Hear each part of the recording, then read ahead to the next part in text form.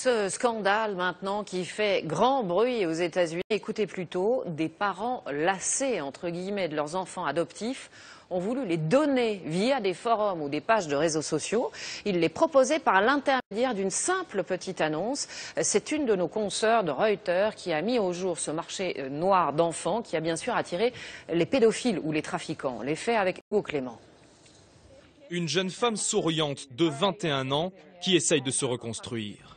Car il y a 5 ans, les parents adoptifs de Kita, qui l'avaient fait venir du Libéria, l'ont abandonnée sur Internet. Voici son ancienne mère adoptive.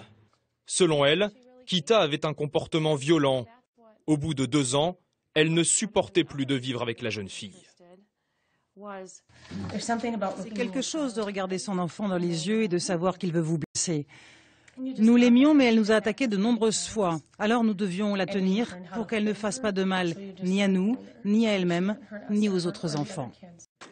Les parents adoptifs de Kita postent alors une annonce sur des sites internet comme celui-ci et proposent de la donner.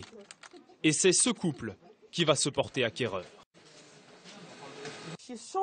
Ma mère me les a montrés sur le site internet. Elle m'a dit « C'est une bonne famille ». Je lui ai répondu « Mais maman, comment tu connais ces gens?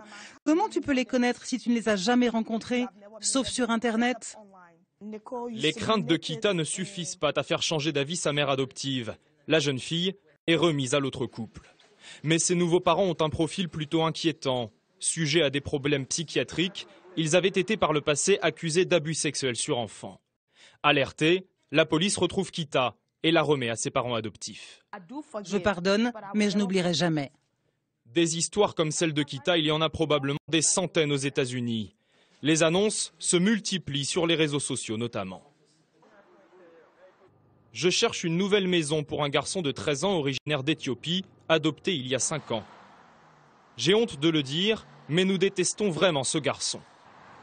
Une pratique illégale, mais qui profite d'un flou juridique aux États-Unis. Mise en lumière par l'enquête d'une journaliste, ces annonces ont choqué l'opinion publique américaine.